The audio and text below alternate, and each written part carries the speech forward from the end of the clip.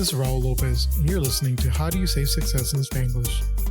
The path to success isn't easy. For minorities and people of color, many attempt this journey with little to no guidance. Join me as I sit down with individuals who share their stories of perseverance so that together we can learn how to say success in Spanglish.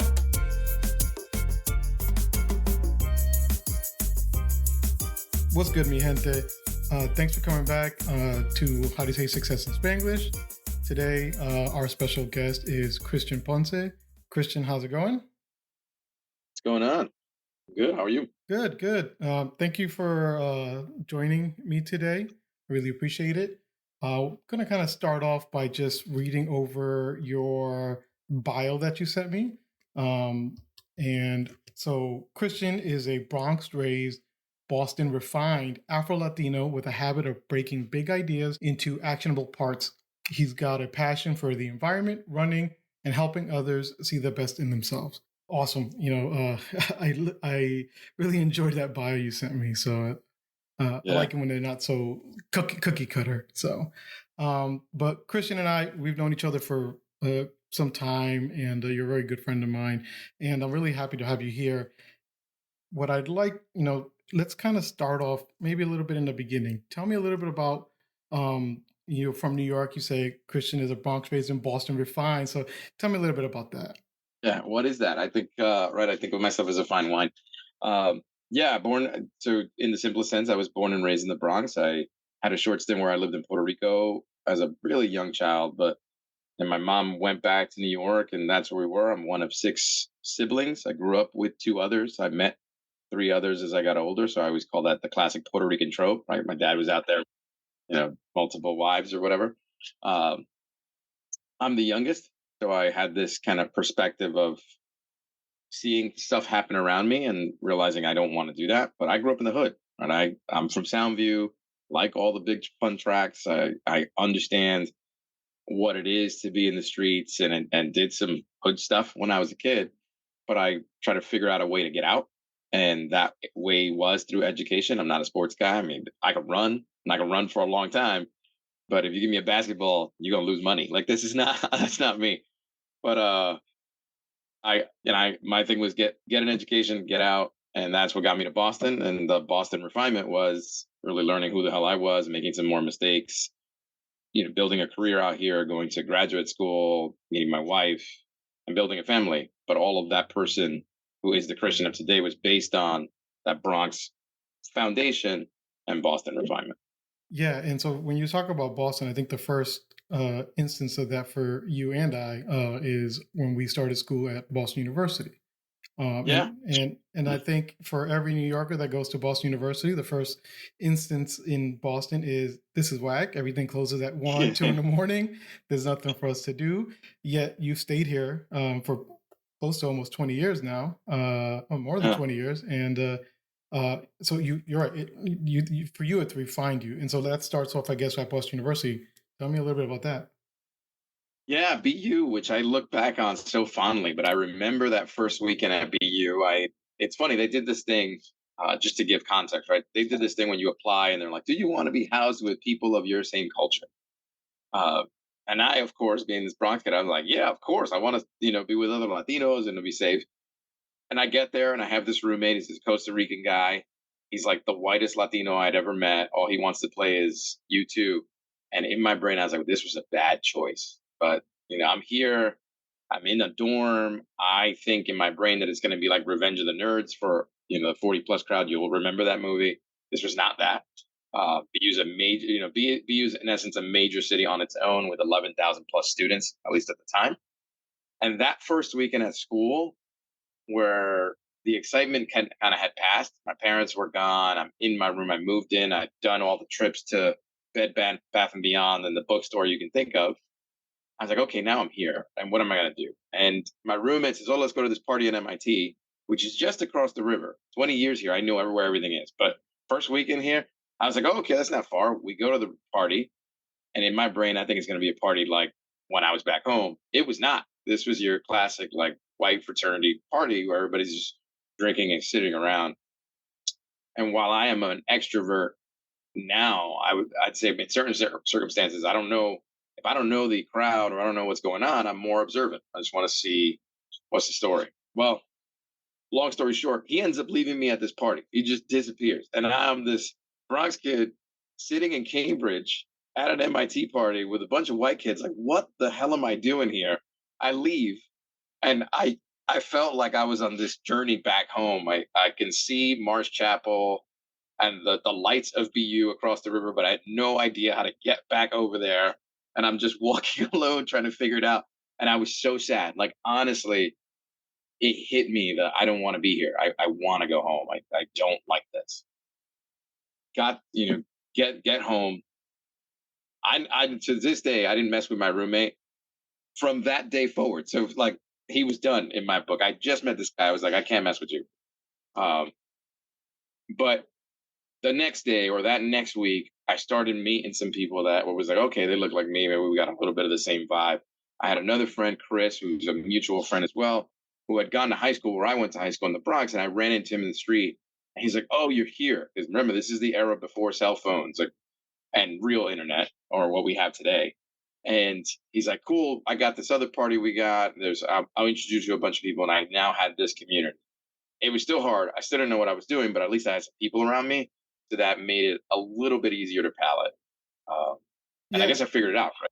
and Here I for mean, 22 years. I think same thing when I got into school, we were looking for a community to join with. We come in blinded into what college is really like because we don't know what the difference is. We grew up in one neighborhood that's been kind of, even though it's diverse, you know what I mean, it's diverse for us, but when we go to college, it's not diverse as the way we're used to. It's a different type of Yeah. diversity that comes across, Hmm. and so we kind of have to try to find and make college our home, and then that's the one part to succeeding in college, and then the next part is classes, Academics. Yeah. academics. You know what I mean? Yeah, I'd say, and this is one thing. If I could do it all over, I went to BU as an engineering student because I grew up in the classic Latino mantra of the only thing you could ever be is a doctor, lawyer, or engineer. I never wanted to be a doctor. I think lawyers are really cool, and I probably could have gone down that path.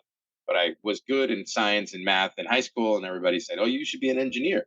So, not really knowing what that was, I went into that. And I get to BU, and I had been, not valedictorian, but definitely top of the class in high school and elementary back home. And that didn't mean shit to when I got to BU. There was nothing that I had gone through academically that would have prepared me for the level of rigor and responsibility that gets thrown upon you as an 18-year-old at BU or probably any college. Uh, and that hits you like a truck. And it's kind of like, wow, this is hard. And at the same time, you're trying to learn how to be responsible. You're surrounded by a bunch of new people and new things. So of course you want to go out and party, you want to drink, you want to. My kid chase girls because again, it was like you got this whole world ahead of you, and the academics start to slip, and there wasn't a great system to catch that. So one of the things that BU does is they have this College of General Studies, which a lot of the people that look like us or that we knew from the hood were in. I was like, well, why weren't we in there? And at the time, I was like, well, because I'm an engineering student. I'm smarter than you guys. And looking back on it, I was like, wow, they had a lot more support and structure and kind of a plan to get into the rigors of academic life at a university. And I wish I would have petitioned to be a part of that. Or I wish I would have known more about it at the time and wasn't so overly confident in my hood abilities to survive here.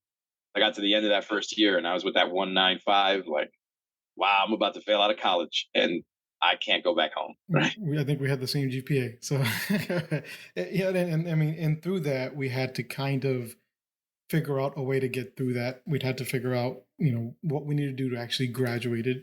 You were able to use College of General Studies to get out of that.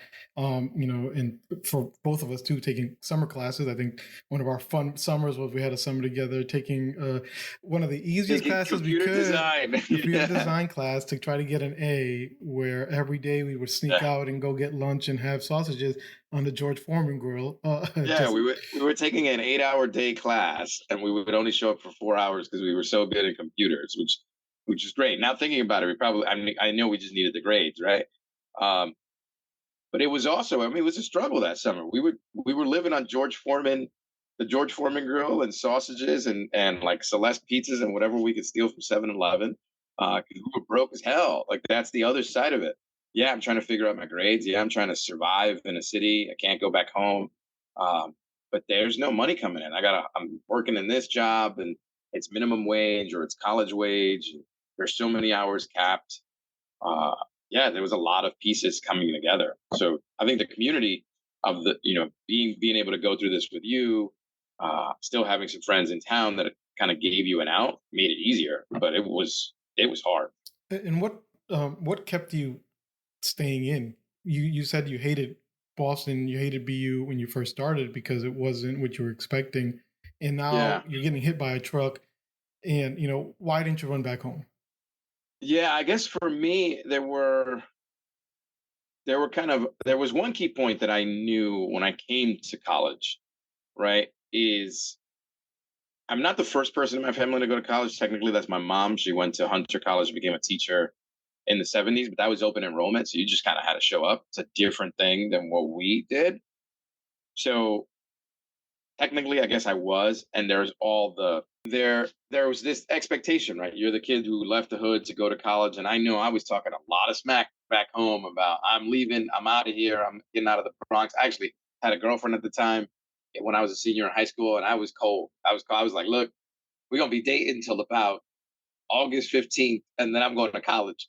And everybody's like, what do you mean? I was like, I'm not gonna tell like I'm gonna be honest. I'm gonna go experience college. I don't want any kind of commitment back home. And but he thought I was cold, but I knew where I was at. And because of that, I was like, I made a very verbal commitment that I was going to survive and get through this. And while I hated some aspects of it and it was hard, it was never overwhelming or at a point where I just felt like, oh man, I'm stuck. There were some situations where I needed advice and I figured out how to get it. I think part of I think my success I owe to a woman named Hazel, who's another contemporary of ours at BU, who's a friend of the girl that I was dating at the time, and I asked her, I was like, hey, you're in the business school. Is there anything on the IT side that can work there? Because I'm really good in IT, but I like business. I'm not going to survive in engineering. And she suggested in a whim, like, why don't you check out management information systems? As a kid from the hood with parents who were blue collar, teacher and a construction guy, um, nobody knew what the hell that was. But I looked it up and I was like, oh, okay, it's like databases and accounting. I can kind of do this. And I dove right into it. And yeah, I was working back from a 195, but I felt like I found this is a track that I can study and I feel good about it and I understand it and I get how this works. Uh, so that was the one thing. Like, even though it was hard and we were trying to survive, I understood what the goal was. And they give you the sheet of like, here are the classes you have to take in order to graduate. I started looking at it as just like if you ever play Final Fantasy, like what are the skills you need to get to a certain level? That's what it became. It's like, here are the skills. The other side of it was when we were in regular session of school, when it wasn't summer session, it was so much fun. Like we had uh I played as a fraternity, so the fraternity brothers, I had a girlfriend, so that, was my focus. It was college, which is not a representation of the world at all. It's just this microcosm of extremes. And I didn't want to give that up because the one time I visited home, which everyone does, right? You come to college and Columbus Day weekend, you go home because it's especially if you're relatively local, you're in Rhode Island, I was in New York, so it's a bus ride home. You do it. And what I realized was, wow, that was a cool weekend, but it was nostalgic. Like we sat around and talked about the old times, but we don't have anything in common new. And I want to get back to school because over there I'm living through an experience with people and we joke about it and we laugh about it together. And yeah, it's hard, but even like the sausage story, right? We laugh about that now, even though we were struggling at the time. Mhm. Yeah, and it's very true. I mean, I was kind of the same way. Started at BU. I missed our friend, missed my life, missed the experience I had, felt out of place. Um, until that first long weekend when you went home, and then you're like, I miss Boston. I miss the people I made, the friends I have made. And it drove me to kind of come back. And I was kind of the same as you, where I didn't want to quit. There was something driving me to, no matter what, I was going to graduate.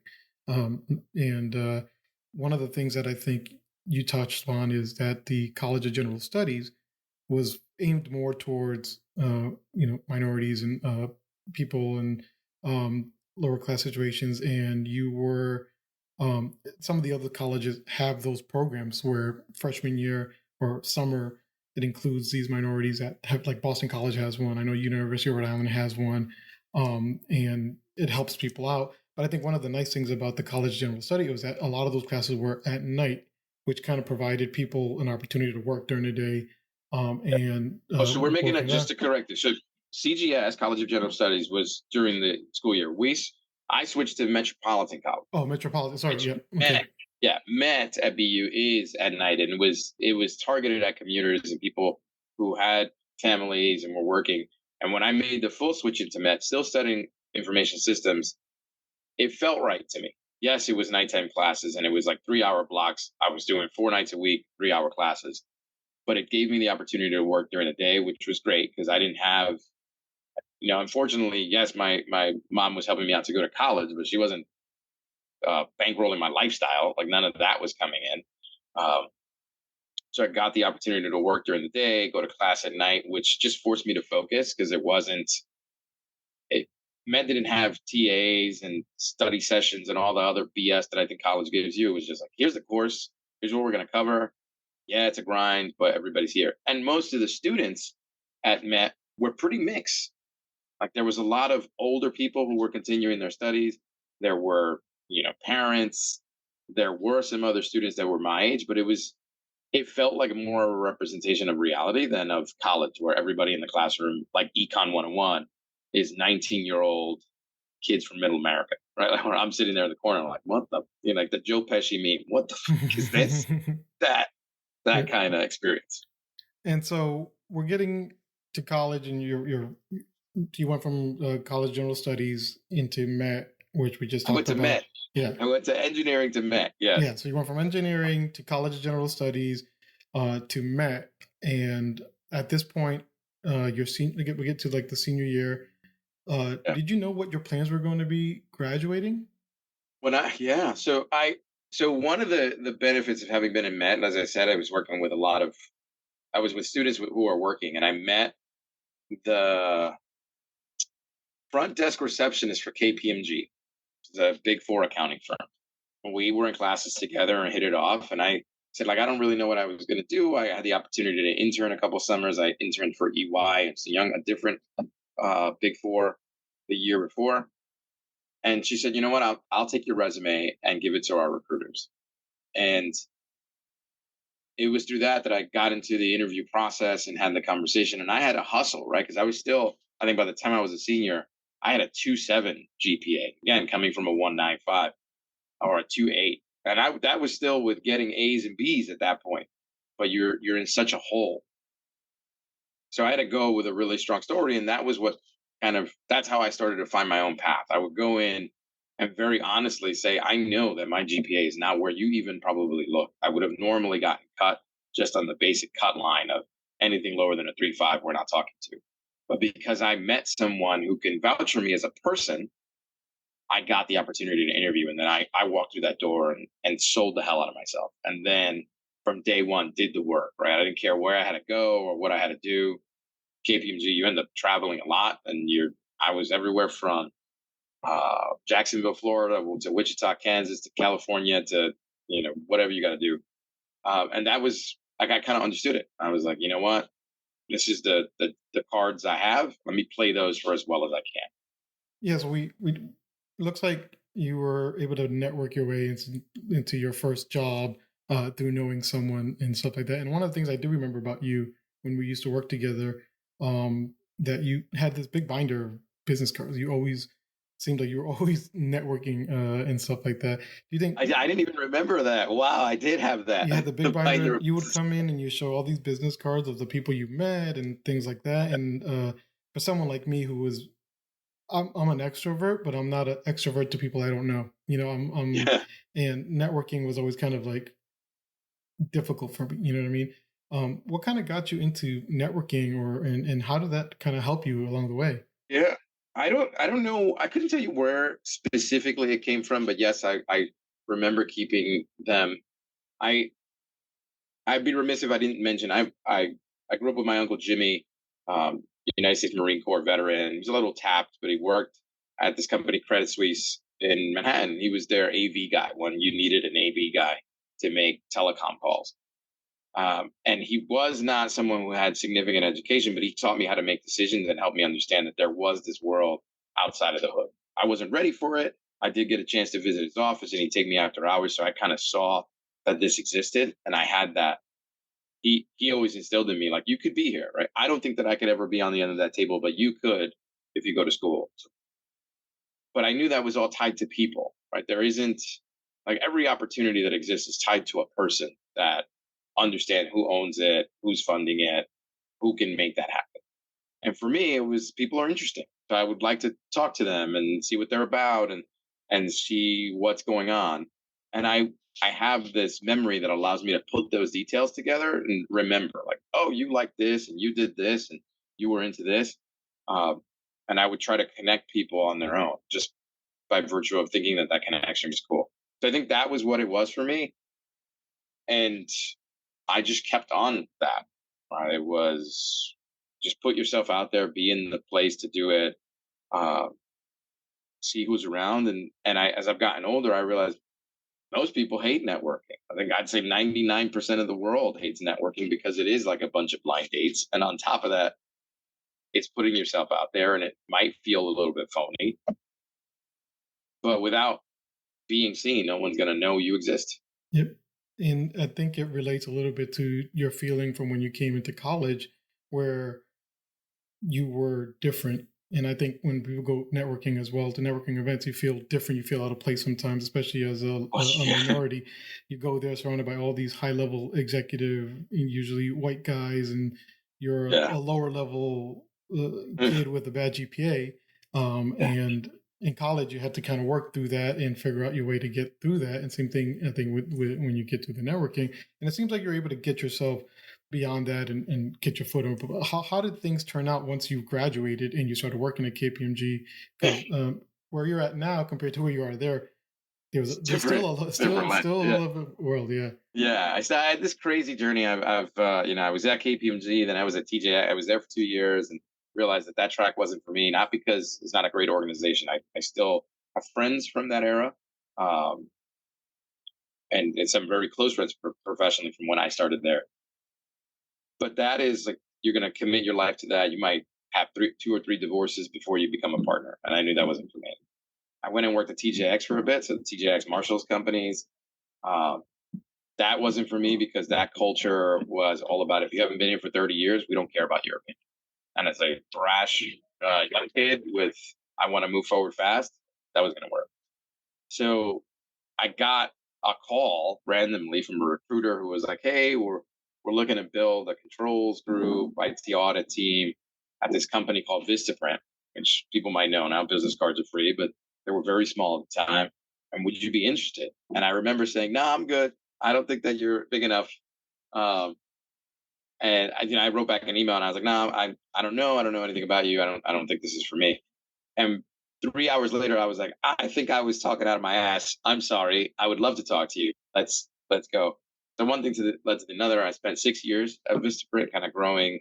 Spent another left there. Spent another 4 years at Akamai, which is another big tech company here in Boston, doing things that really accelerated my career from program management to chief of staff, the operations for the strategic in strategy. Then 5 years that logged me in, just go to meeting, all that company, uh, working in the strategy department, doing M&A, and all of the now at Nexthink, I came in on the strategic side, but I actually run marketing for field and events.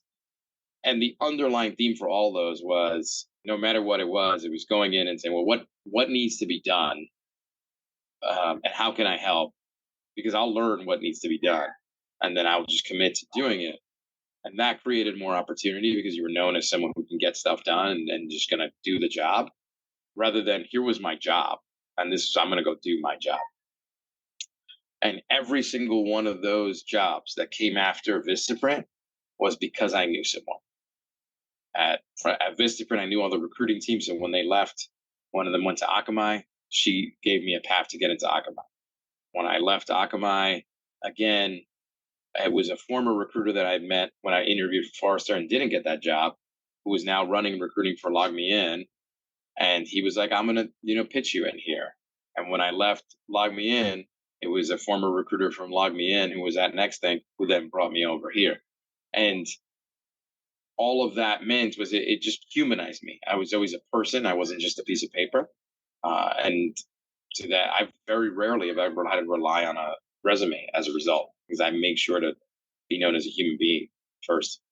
And that seems for I think a lot of people a hard concept to kind of get, and it's something people talk about all the time. You talk to anybody when they're applying for jobs, the especially nowadays where you apply for a job and you're one of 1,000 people on the internet with no face, no nothing, applying for it, and people always say, oh, it's about who you know more than what you know. Lots of times, and it's hard to kind of get into that. And you've had the luxury of being able to meet some of these recruiters, but so what are Yeah. some of the things maybe that would, if someone was in a situation like that where they're looking to try to start getting in there, that might help them get their foot with some sort of people that could potentially push them forward in their career? Yeah. So to your point, I think there is a lot to be said for the who you know over what you know, but it's not a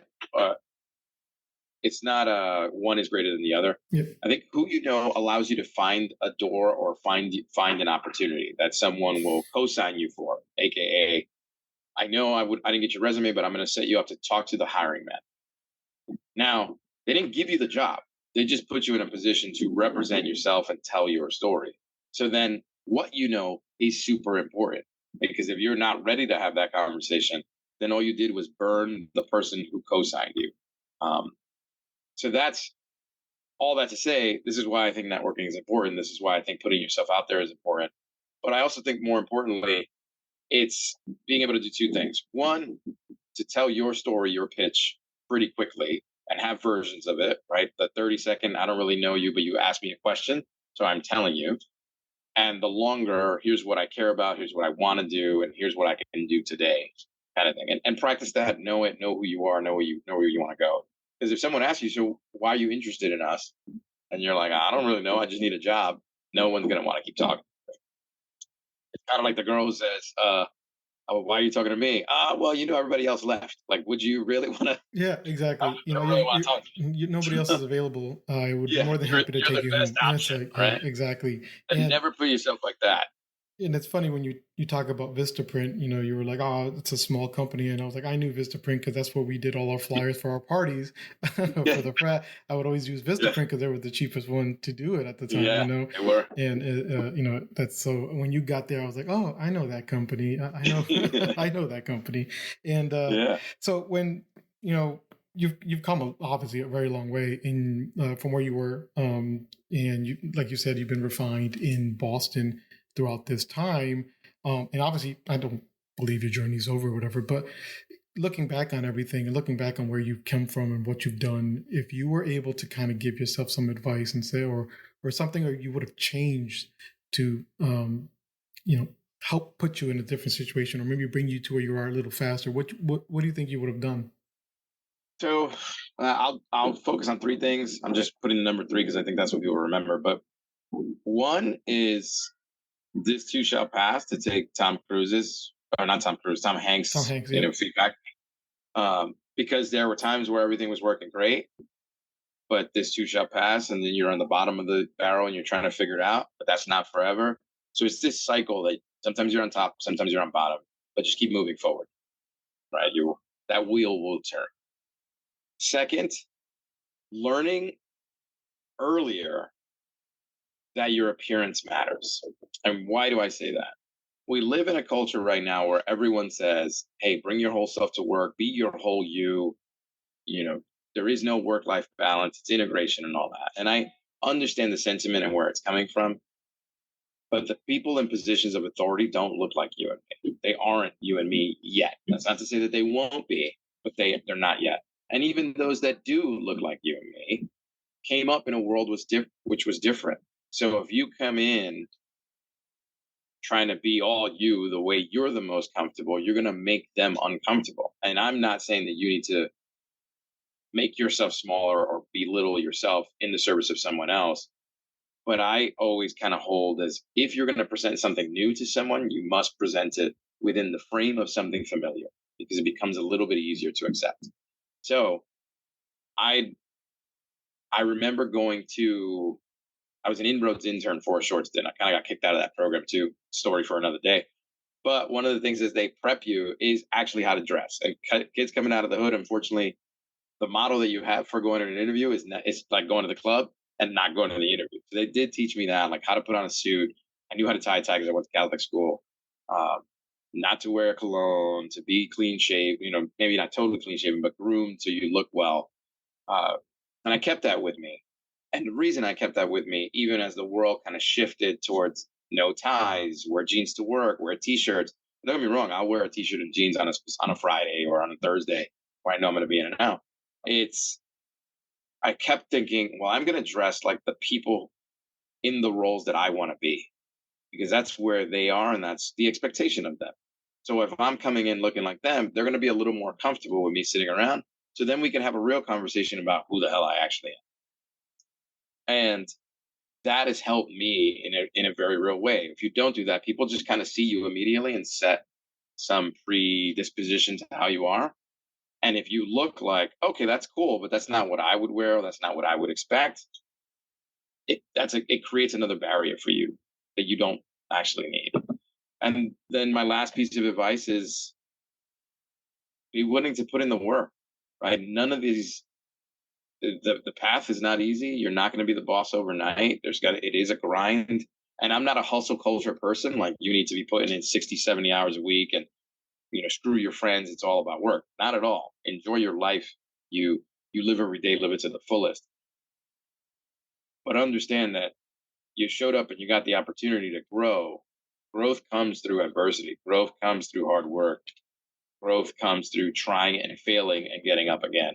And if you don't do any of those things, you're never going to be at a point where other people are going to see you as a leader and want to listen to you.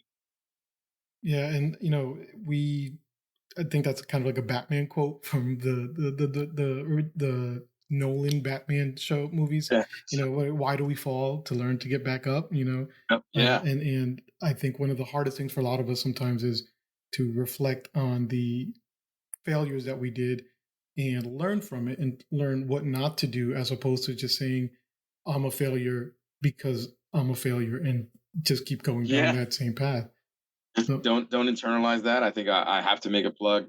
As a Latino coming out of the hood, there's a lot of familial trauma that happens to us because we grow up in kind of shitty environments or with parents who are struggling and trying to make it happen. They haven't figured out their own selves, and then they have children. If you're at that point and you can afford, get yourself a therapist, man. Talk to somebody, figure that stuff out because it will pay dividends in your relationships, with your partners, in your job. Like all of that stuff does make you better. Get a coach. Right, I've had the benefit of having a professional coach, and it was weird at first, but it helps. It's kind of like Jordan and Kobe and LeBron. They got coaches. sorry, and what If exactly is a professional coach? I mean, that's a term that many of us in the hood do not hear. Yeah, so in kind of the tech world or just in the professional world in general, there are people who are professional coaches, or business coaches, and what they are is generally they were tenured professionals in their own careers, retired out of that, and then are coming back and saying, "Well, I want to help other people reach their maximum potential." And what a coach will do is they will sit and talk to you. It's kind of the blend of a mentor, an advisor, an advocate, all for you. Your coach is not going to go out there and find you a job or find you an opportunity at all. But if you talk to them and say, I really want to be this, they'll say, well, what are you doing to get you there? Or have you looked at positions and seen what's missing versus what you have? Have you talked to your current boss about, trying out a new project or stretching, creating a goal? And if you say no to those, they're like, well, how are you going to get to that? Right? It just doesn't happen. They try to help guide you and uncover what's already inside of you, but you may not already see. So for me, my I've had coaches at this point, Dominic DeAngelis being one of them. I worked with him for a year and a half, and it was great to just it kind of became like business therapy. Any kind of work shit you're trying to figure out, especially as a person of color where it's not your norm. I had a soundboard that was not related to work and it wasn't a mentor, right? There was no expectation that I had to impress this person. I was just like, this is how I feel. I think this is bullshit. I think this is great. How can you help me understand it? And that's been very, very impactful. And is that something that you found through your jobs, or is this like an So external? yeah, my job offered us a program that's called Better Up. I think that program is available to anyone. Coaches are, you can Google it, and there's lots of them. It's a growing profession, but I definitely think it's something worth investing. If you're any money spent on yourself is going to be money that pays back more than anything else. You want to buy a pair of Jordans? I get it. You know what's going to pay you more than Jordans? Working with a coach, working with a therapist, Yeah. because it helps you figure out things that will set you up for continued success. Yeah, and I think for a lot of us, we end up focusing on the now more than the future. It's hard for any of us, I think, sometimes to extrapolate what the investment in ourselves will actually give us in the future, as opposed to what we're struggling with now. We have rent, we have kids, we got whatever we want to Yeah, pay for, your family, and sometimes we get blessed where we're given an opportunity to say, no, focus on this first and do something that later. So I think yeah, that's a hard one for a lot of people to self improvement and things like that. So and then I think just to kind of end on everything, um you know what's coming next for Christian? Where do you see, what do you think that what are you planning to do next, for yourself to get to the next step? yeah. Well, I mean, I think I take my own advice. I have a therapist, I have a coach, and I'm working with them to understand what is it for me. As I now I'm in an entirely new phase of life. I've had some what I think is great success in the business world up to this point, and I hope to continue. But I'm also a dad now of two little girls. One is 3 years old. One is 9 months as of Monday coming. And family is a priority. And I think unfortunately for a lot of people, especially Latinos, for men in particular, the mantra has always been like you have to provide for your family. And I get that, and I think it's super important. And I help to provide for my family, but I don't want to be so focused on my career that I lose out on the opportunity to enjoy and be a part of my daughter's lives, be a partner and husband to my wife first and foremost, over being the next level of a marketer or making lots of money. Because the money's awesome, but if you got to just pay alimony or use it on your own, that kind of sucks. It's great to see what your kids can do with the base that you set up for them. So for me, the next thing is, my focus right now is how do I make sure that my little girls get to, as I told my therapist not too long ago, I was like, get to live white girl lives. And by that I mean get to a point where they have the opportunity to go to college and they study and they don't have all of the weight that we had of I have to succeed because if I don't, I can't go back home. I have to succeed because I have to make money in order to make sure that my parents are okay because they're relying on me. I have to succeed and I have to go into a career that makes money because all that other stuff is cool. But again, I got to eat. And I would love for them to be able to go and say, I want to do the Peace Corps. I want to study this. I want to give back to the community. And it doesn't pay, but it gives me great experience. And that would be ultimate success for me. So that their floor is my ceiling. Yeah. Wonderful, beautiful. Yeah, and Christian, thank you very much for being with me today. As always, I always appreciate your time, and I'm looking forward to what you bring next. And for everyone else, thank you for listening today, and I hope you join me next time so we continue to learn how to say success in Spanglish. Thanks for having me.